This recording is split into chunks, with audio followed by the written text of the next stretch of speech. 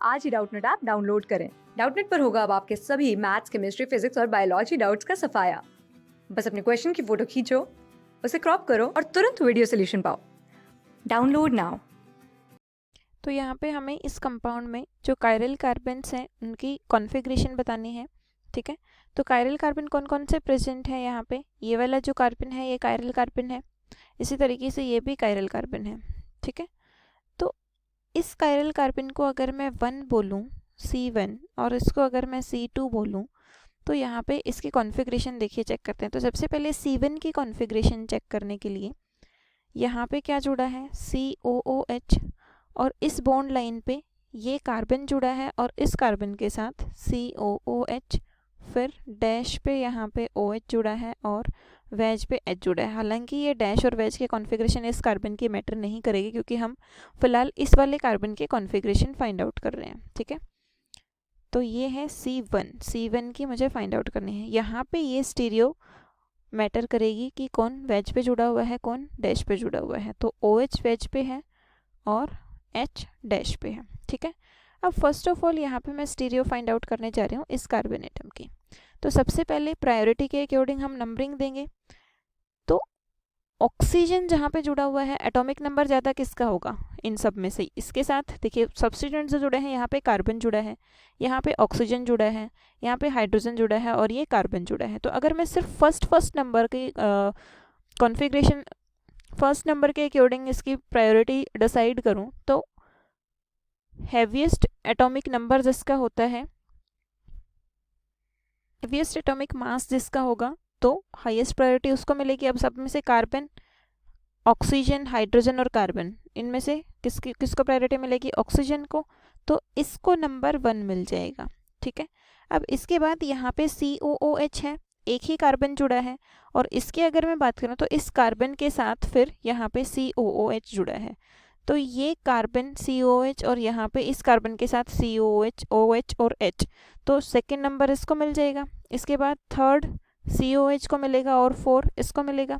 ठीक है, तो इसकी कॉन्फ़िगरेशन किस तरीके से है देखिए, अगर मैं देखूँ इसको तो यहाँ पे इधर और ये वेज और ये डैश, तो ये जो बॉन्ड है इसको मिला है 3 नंबर, ये बॉन्ड है इसको मिला है 2 नंबर और इसको मिला है 1, और जो डैश है उसको मिला है 4 नंबर।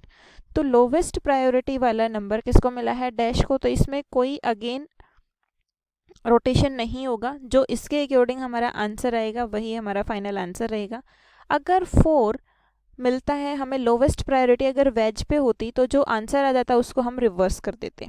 ठीक है, अब यहाँ पे रोटेशन किस तरीके से पॉसिबल है, तो जो रोटेशन होगी ये होगी, देखिए 1 4 2 ऐसे नहीं हो सकती, इसमें तो सारा ही रिवर्स हो जाता है।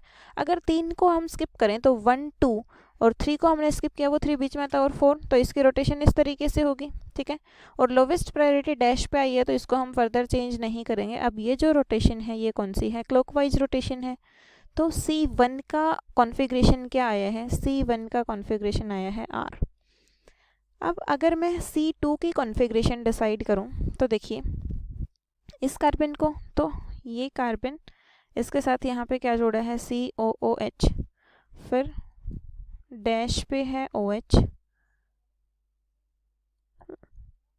वेज पे जुड़ा है हाइड्रोजन और इधर कार्बन इसके साथ COOH, OH और H।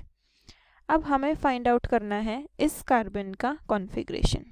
ठीक है, तो वही सबसे फर्स्ट प्रायोरिटी क्या मिलेगी, ऑक्सीजन को मिलेगी, इसको नंबर 1 मिलेगा।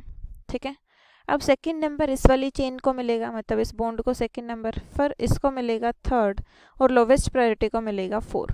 अब इसमें बॉन्ड नोटेशन किस तरीके से है, इसका हमें फाइंड आउट करना है कार्बन का। इसके साथ यहाँ पे COOH बॉन्ड है, ये वाला बॉन्ड है, इस बॉन्ड को नंबर कौन सा मिला है 3, और इसके साथ ये जो बॉन्ड जुड़ा हुआ है ये कार्बन, ये सब ऑल, इसको मिला है 2। ठीक है, और वेज पे जो हाइड्रोजन जुड़ा है इसको मिला है 4 और डैश पे जो है इसको मिला है 1। तो अगर डैश वाले को 4 मिलता तो वो हमारा सेम आंसर हो जाता, और अगर वेज वाले को 4 मिला है तो जो आंसर आएगा उसकी स्टीरियो रिवर्स हो जाएगी।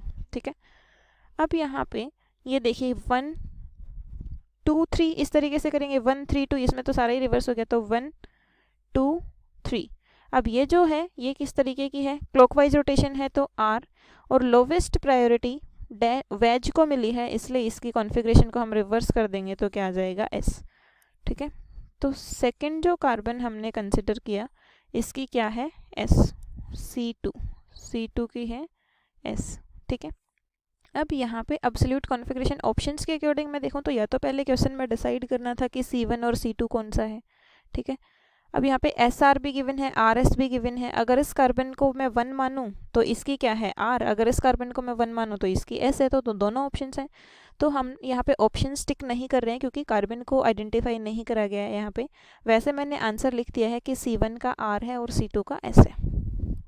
क्लास 6 से 12 से लेके नीट, IIT, जेई मेंस और एडवांस के लेवल तक 10 मिलियन से ज़्यादा स्टूडेंट्स का भरोसा।